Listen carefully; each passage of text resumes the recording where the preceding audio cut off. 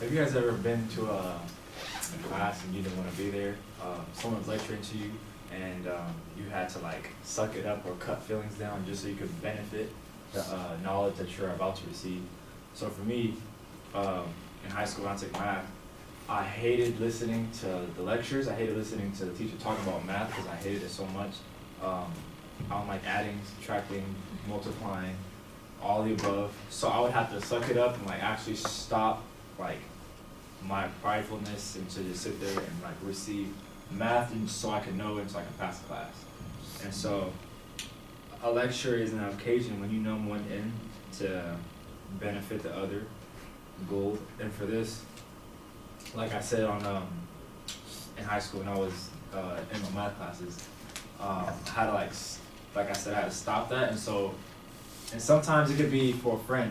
If a friend's telling you this and you have to just like listen to him because you want to be a good friend, and he's just like, or she's just lecturing to you, just speaking, and you're not trying to listen to it, but you're trying to be respectful at the same time, and you're trying to, be there as a friend, but at the same time, what's coming out of their mouth, you don't really care what's coming out of their mouth, and so, it benefits us sometimes because we could, actually get some good knowledge and some good, sources and stuff like that from someone, but there's that feeling that's stopping us from, being there at that moment or being present in class. And it's that point of lecturing when someone's telling you something and you don't want to listen to it, but then like it's kind of like you're actually being selfless at that point and just saying, you know what, I'm gonna sit here and I'm gonna listen to you because it's gonna benefit me, but at the same time I don't want to listen to you or I don't want to be here because it has nothing to do with what I'm trying to get at. But I would say what Gould is trying to say here on his point, and when he's saying all this, is when you're being somewhere at a point in time and you don't know how you got there or you know why you're there but you just have to go through it, he's saying that it's just kind of like you have to numb this feeling or numb this thought that's stopping you, that's making you want to leave or making you want to just get out, but it's going to benefit your other side that's not known because that other side is kind of like your brain, you're open to it, you're optimistic, and you're going to like receive on what's being said to you so that later on in life or down the road or whatever you guys may take the road, and so it's going to benefit you that you will, have that knowledge, like kind of like in your closet, take it out whenever you need it. But when you're ever receiving a lecture from someone or like a teacher or something, and it's not, you're not interested in it, then it's like you gotta like numb that side so you can actually be able to be present in class and present in your mind. Yeah.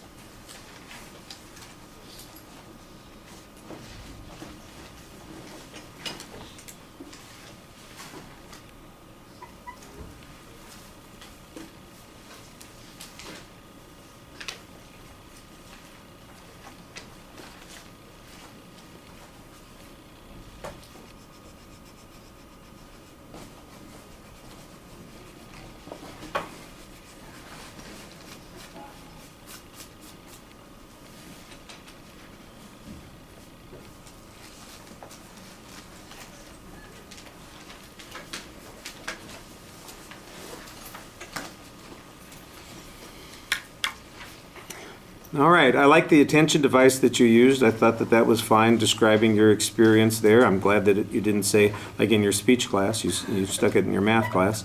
I appreciated that. The thesis statement, it was pretty straightforward. You identify what the quote is. It sounds like you mostly agree with that, which is fine. I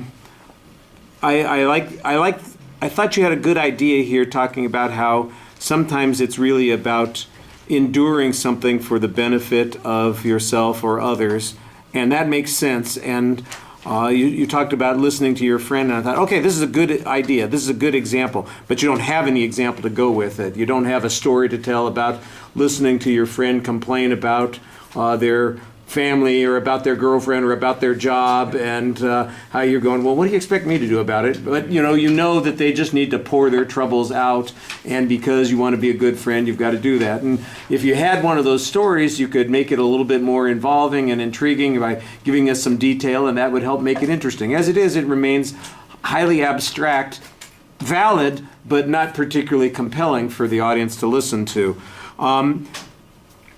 There's not, and then you get, I think, a little too literal with the numb thing. I think the idea is that you're making a sacrifice, and I think you're taking numb a little more literally than is necessary there. The presentation issues, your voice, it's easy to hear you. You do the same thing that a lot of people do at the end of the speech. The way you indicate your exit is not by using inflection or by using a nonverbal signal that is visual in nature. You fade out. It's like the end of a record where the chorus just gets quieter and quieter and quieter. That sort of thing. And that's not the best way to do that. You want to be in command the whole time, finish with a forceful statement, not like you're backing out, and that's the one place that it was noticeable. Otherwise, I thought you were doing fine. The pacing's good, and there's pretty good variety in your voice. Your gestures are a little bit limited. About 2/3 of the way through, you finally seem to loosen up, and you let go of the other half of the topic, and you started gesturing a bit more, and you seemed more engaged at that point. The first 2/3 of the speech, though, very limited. Your facial expressions, you seemed inclusive. Your